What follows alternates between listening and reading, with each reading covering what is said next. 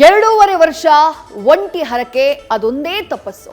ನಿತ್ಯವೂ ಒಂದೇ ಮಂತ್ರ, ಒಂದೇ ಕನವರಿಕೆ. ಇದು ಕನಕಪುರದ ರಣಕಲಿ ಬಂಡೆ ಮನಸ್ಸಿನ ಹೊಯ್ದಾಟದಲ್ಲಿ ಕಂಡಂಥ ಪ್ರತಿಫಲನದ ಬೆಳಕು. ಅಂದ್ಹಾಗೆ ದೆಹಲಿಯಲ್ಲಿ ಲಂಗರು ಹಾಕಿರುವಂತಹ ಡಿಕೆಶಿಗೆ ಮನದ ಒಲವಿನ ಪೂಜಾ ಫಲ ಫಲಿಸಿದ ಹಾಗೆ ಕಾಣಿಸ್ತಾ ಇದೆ. ಫಲಾಫಲ ಏನು ಅನ್ನೋದು ಡಿಕೆಶಿ ಬಾಯಿ ಬಿಡ್ತಿಲ್ವಾದ್ರೂ ಮುಖವೇ ಮನಸ್ಸಿನ ಕನ್ನಡಿಯಲ್ವಾ, ಅದು ಸಂಭ್ರಮದ ರೂಪದಲ್ಲಿ ಗೋಚರಿಸ್ತಾ ಇದೆ. ಆದರೆ ಸಿಎಂ ಕ್ಯಾಂಪ್ ಮಾತ್ರ ಪಂಚವರ್ಷದ ಜಪ ತಪದಲ್ಲಿ ನಿರತವಾಗಿದೆ.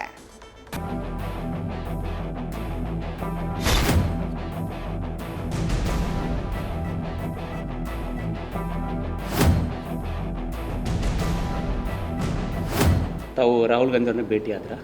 ನೋಡಪ್ಪ, ಅವೆಲ್ಲ ನಾನು ನಿಮಗೆ ತಿಳ್ಸೋಕ್ಕಾಗಲ್ಲ. ನೀವೇ ಕೆಲವೆಲ್ಲ ಫೋಟೋಗಳು ಹಾಕಿದ್ದೀರಲ್ಲ, ಇಷ್ಟೇ ಒಳ್ಳೇದೇ ಅಂತ ಹೇಳ್ತಾ ಇದ್ದೀನಲ್ಲ. ನೋಡಿ, ನಮ್ಮ ಬಂಡು ಬಂದಿದ್ದಾರೆ ನೋಡು. ಡಿ ಕೆ ಶಿವಕುಮಾರ್ ಆಗ್ತಾರ ಆಗ್ಲಿ, ಯಾರು ಬೇಕು, ಬೀದಿಗೋ ದಾಸೆ ಆಗ್ಲಿ. ಬಂಡು ಬಂದಿದ್ದಾರೆ ನೋಡು. ಬೀದಿಗೋ ದಾಸೆ ಆಗ್ಲಿ. ಬಂಡು ಬಂದಿದ್ದಾರೆ ನೋಡು. ಬೀದಿಗೋ ದಾಸೆ ಆಗ್ಲಿ. ಕಾಳಗ ರಾಜ್ಯ ರಾಜಕೀಯದಲ್ಲಿ ಇದು ಮುಗಿಯದ ಕಾಳಗ, ಅಂತ್ಯಗಾಣದ ಯುದ್ಧ. ಕುರ್ಚಿ ಕಾಳಗದಲ್ಲಿ ಕನಕಪುರ ಬಂಡೆ ಡೆಲ್ಲಿಯಲ್ಲಿ ಸಂಕ್ರಾಂತಿಯ ಶಕ್ತಿ ಪ್ರದರ್ಶನಕ್ಕೆ ನಿಂತಿದ್ದಾರೆ. ಈವರೆಗೆ ಬೇವಿನ ಬೇಗುದಿಯಲ್ಲಿ ಒದ್ದಾಡಿದ್ದ ಕಟ್ಟಪ್ಪ ನವ ಸಂವತ್ಸರ ಯುಗಾದಿಗೆ ಬೆಲ್ಲದ ಸಿಹಿಯ ನಿರೀಕ್ಷೆಯಲ್ಲಿದ್ದ ಕಾಣಿಸ್ತಾ ಇದೆ.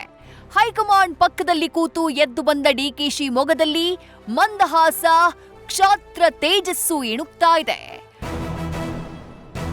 ಬಂಡು ಬಂದಿದ್ದಾರೆ ನೋಡು. ಹೈಕಮಾಂಡ್ ಲೆವೆಲ್ನಲ್ಲಿ ಡಿಕೆಶಿಗೆ ಸಿಕ್ಕೇ ಬಿಡ್ತಾ ಗುಡ್ ನ್ಯೂಸ್. ಪ್ರತಿದಿನವೂ ಒಳ್ಳೆಯದು. ಏನಿದು ಬಂಡೆ ಮಾತಿನ ಮರ್ಮ?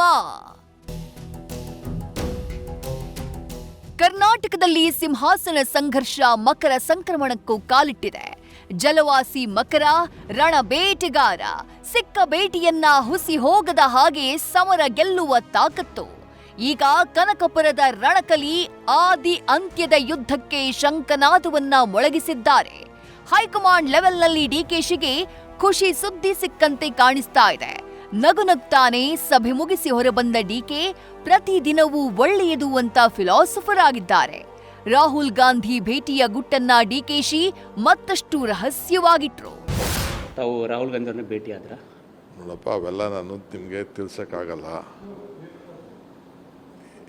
ನೀವೇ ಕೆಲವೆಲ್ಲ ಫೋಟೋಗಳು ಹಾಕಿದ್ದೀರಲ್ಲ, ನಾವೆಲ್ಲ ಕೂತ್ಕೊಂಡು ಚರ್ಚೆ ಮಾಡ್ತಾ ಇರೋದು ರಾಷ್ಟ್ರದ ರಾಜಕಾರಣ, ಅದರಲ್ಲಿ ಎಲೆಕ್ಷನ್ ಇದು. ಅದಕ್ಕೆ ರಾಷ್ಟ್ರದ ಕೆಲವು ಸ್ಟೇಟ್ ಎಲೆಕ್ಷನ್ ನಡೆಯೋ ವಿಚಾರದಲ್ಲಿ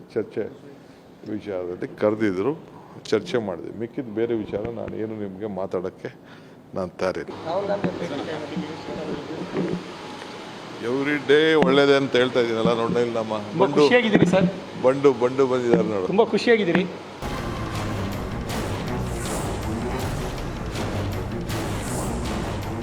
ಅಲ್ಲಿ ಗ್ರಹಗತಿ ಬದಲಾಗುವ ಮುನ್ಸೂಚನೆ ಅರಿತಿದ್ದ ಸಿದ್ದು ತಮ್ಮ ಆಪ್ತ ಜಾರ್ಜ್ ಮೂಲಕ ಸಂದೇಶವನ್ನ ರವಾನೆ ಮಾಡಿದ್ದಾರೆ. ಒಂದ್ ಕಡೆ ಖರ್ಗೆ ಭೇಟಿಯಾಗಿ ಡಿಕೆಶಿ ಕುರ್ಚಿ ಪಾಲಿಟಿಕ್ಸ್ನಲ್ಲಿ ಮುಳುಗಿದ್ರೆ, ರಾಹುಲ್ ಗಾಂಧಿಗೆ ಜಾರ್ಜ್ ರಿಪೋರ್ಟ್ ಅನ್ನ ಕೊಟ್ಟಿದ್ದಾರೆ.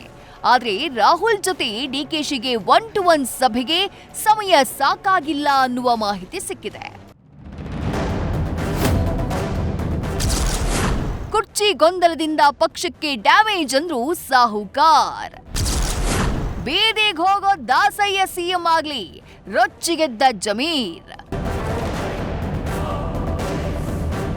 ಕುರ್ಚಿ ಕಿತ್ತಾಟದಲ್ಲಿ ರಾಜ್ಯದಲ್ಲಿ ನೆಗೆಟಿವ್ ಇಮೇಜ್ ಬಿಲ್ಡ್ ಆಗ್ತಾ ಇದೆ. ಸಚಿವ ಸತೀಶ್ ಜಾರಕಿಹೊಳಿ ಇದೇ ವಿಚಾರವನ್ನ ಪ್ರಸ್ತಾಪಿಸಿದ್ದಾರೆ. ಸರ್ಕಾರದ ಮೇಲೆ ಡ್ಯಾಮೇಜ್ ಆಗ್ತಿರುವುದನ್ನ ಒಪ್ಪಿದ್ದಾರೆ. ಆದ್ರೆ ಜಮೀರ್ಗೆ ನಿತ್ಯ ರಂಪಾಟ ರೇಜ್ಗೆ ಹುಟ್ಟಿಸ್ಬಿಟ್ಟಿದೆ. ಬೇದಿಗೆ ಹೋಗೋ ದಾಸಯ್ಯ ಆದ್ರೂ ಸಿಎಂ ಆಗ್ಲಿ ಅಂತ ಹೇಳಿ ಹುಬ್ಬಳ್ಳಿಯಲ್ಲಿ ರೊಚ್ಚಿಗೆದ್ದಂತೆ ಕಾಣಿಸಿದ್ರು.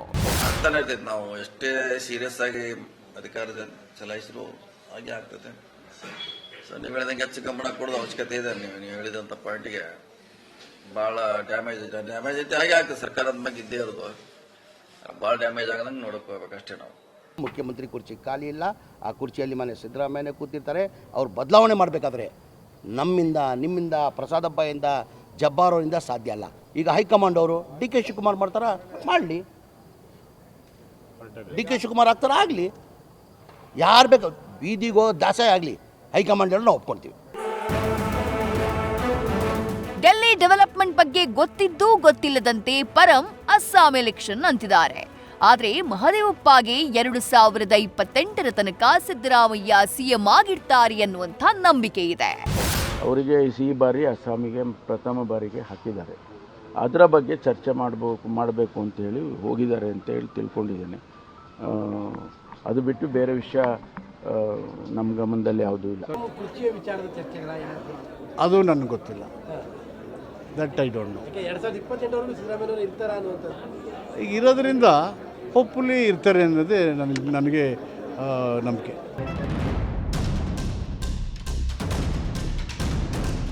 ಒಟ್ಟಾರೆ ಕಾಂಗ್ರೆಸ್ನಲ್ಲಿ ಸಿದ್ದರಾಮಯ್ಯ ಡಿಕೆ ಶಿವಕುಮಾರ್ ನಡುವಿನ ಸಿಂಹಾಸನ ಸಮರ ಸಂಕ್ರಾಂತಿ ಬಳಿಕ ಪಥ ಬದಲಿಸ್ತಾ ಇದ್ದಂತೆ ಸಂಘರ್ಷದ ಭವಿಷ್ಯವಾಣಿ ಹೊಸ ದಿಕ್ಕಿನ ಗ್ರಹಗತಿಯನ್ನ ಹೇಳ್ತಾ ಇದೆ.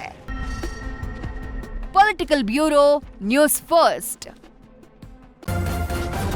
ನ್ಯೂಸ್ ಫಸ್ಟ್ ನಿರ್ಭೀತಿಯಿಂದ ನಿಮ್ಮ ಪರವಾಗಿ.